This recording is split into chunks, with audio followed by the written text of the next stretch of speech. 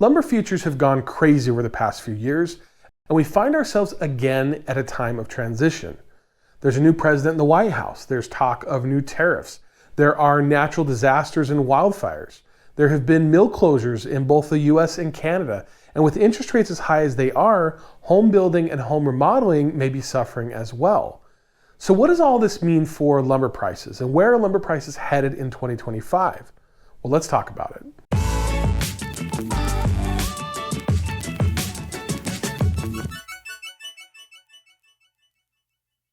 Lumber prices are influenced by a number of factors, but fundamentally it comes down to supply and demand. Supply is impacted by access to raw materials, mill capacity and transportation, and other things related to the production and distribution of lumber. Demand is a function of industry, packaging, and construction, with home building and home remodeling taking up the biggest share of lumber usage in the US.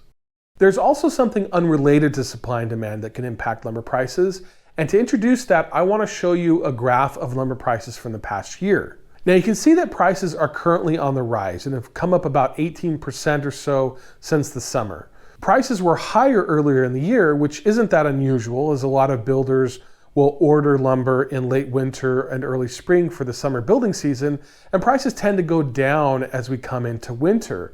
But one thing was different this year, and that was this spike, which started around November 4th.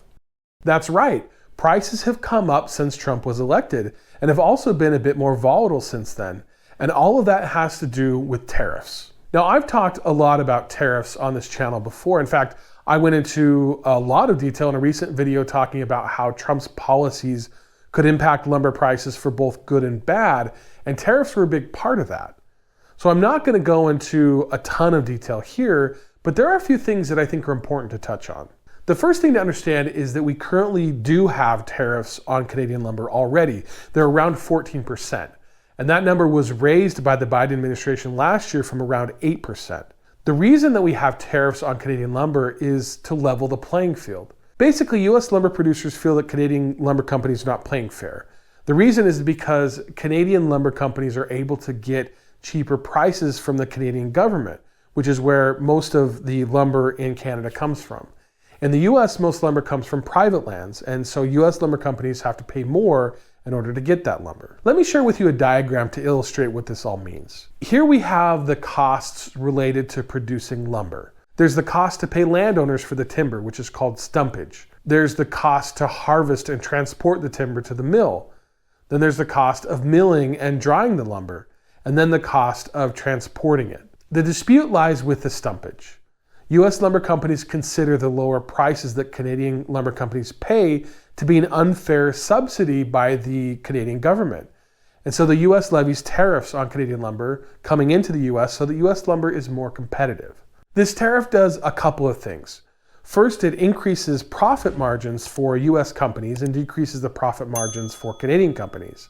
Next is it increases the price of lumber overall, and the higher the tariff is, the higher the price will be. And Trump has talked about raising tariffs on lumber and all sorts of other goods coming from Canada to around 25%. That difference will go directly into the pocket of US lumber companies and directly from the pocket of US consumers. Now, talking about the news of tariffs has got me thinking about this video's sponsor, Ground News. The world is a complicated place and things are constantly changing. And there are media outlets out there that are trying to manipulate us into thinking or acting a certain way. I think of myself as a centrist, and one of the things that I hate probably more than almost anything else is feeling like I'm being manipulated, whether it's by one side or the other. And so I think it's important to get a variety of news from multiple sources, and that's why I really like Ground News. Ground News is a platform that aims to provide a balanced perspective on news stories by presenting multiple viewpoints from various sources. Here is a recent news story about Canada and how they're responding to potential tariffs. You can see here who's reporting on it. In this case, it's mostly left-leaning outlets. And as you scroll through, you can see each news source individually, who owns it, and how factual the reporting is. When comparing headlines, we can see that the CBC News, which is a left-leaning source owned by the Canadian government, focuses on how Alberta oil workers feel. while the Financial Post, a right-leaning outlet, mentions seafood firms looking to diversify their export market. This kind of detailed background can really help you comb through all the garbage and get all sides of an issue. So go to ground.news/DIY with Dave to give it a try. If you subscribe through my link, you'll get 40% off the Vantage plan, which is what I use to get unlimited access to all features. I think Ground News is doing important work, and I hope you'll check them out. So the bottom line on lumber tariffs is that if they increase, lumber prices will go up. But as I mentioned earlier in the video, lumber prices are also governed by supply and demand. And when either supply or demand fluctuate, it also has an impact on prices. Demand curves are a great way to visualize this because you have both a curve for demand and a curve for supply, and you can see how the relationship between those two impact price. If both supply and demand move in tandem, meaning that consumers demand more lumber but the mills are able to keep up on the supply in real time, then the price stays fairly steady.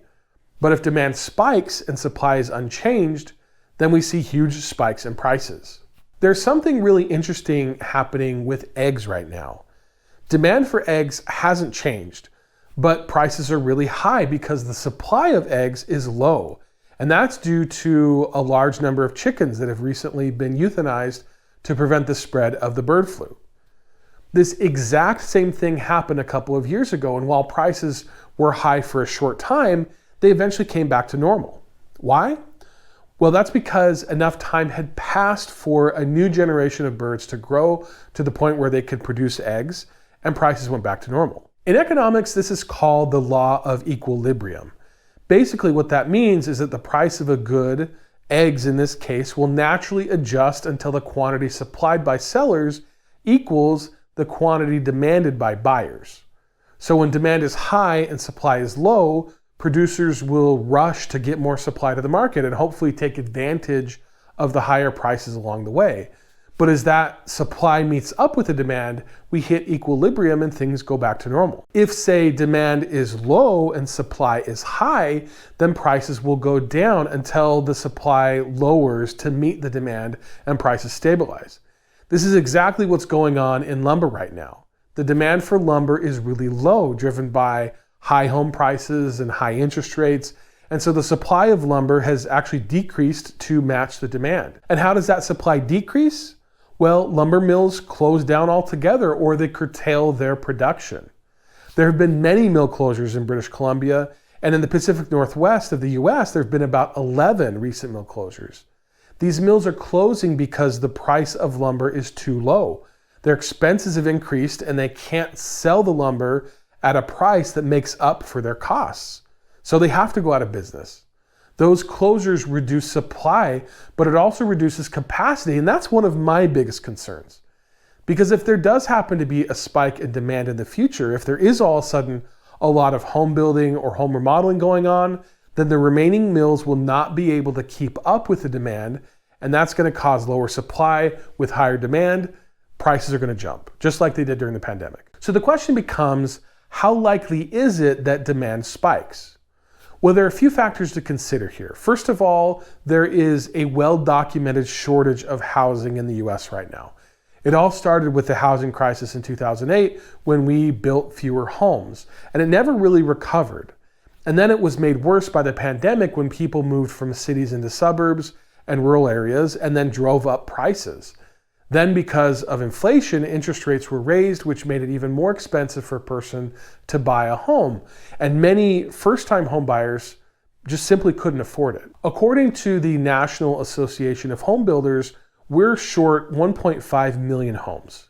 Now, if all those homes were to be built at once, you would see a huge spike in lumber prices because of that demand. But that isn't likely to happen because it doesn't appear that interest rates are going down anytime soon. In fact, a lot of people think that interest rates may even go up. A lot of economists feel that President Trump's tariffs will increase inflation, which would necessitate higher rates to control it. And if buyers can't buy homes, builders won't build them, and the housing shortage remains unchanged. Interest rates also impact home remodeling. A lot of people pay for remodeling by getting home equity loans, and while people, especially older people, may have a lot of equity in their homes, they're less likely to get a loan when rates are really high. And that also impacts lumber demand. Now, that is a bit of a pessimistic perspective, I'll admit. There are some people who think that home building is poised to take off, and that may happen. But I want to know what you think. Do you foresee a lot of building coming in the near future? Or do you feel that things are going to remain unchanged? Or do you think that things may even get worse? Leave me a comment and let me know your thoughts. Again, my perspective is that home building will remain steady but won't take off. I see rates as a huge issue as well as affordability. And if something changes there, then yes, things could take off. But I don't think that's very likely. But I have one more wrench to throw into the gears here. One more factor that needs to be considered. In this country, we have a shortage of skilled labor. There's a shortage of plumbers and electricians and carpenters.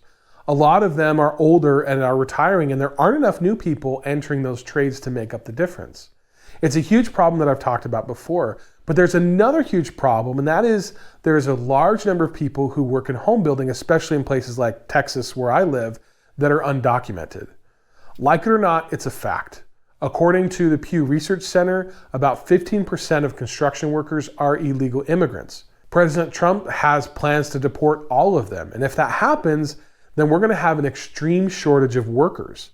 And so even if rates do come down and housing is more affordable and there's ample supply of lumber, we may not have enough workers to build the homes that we need.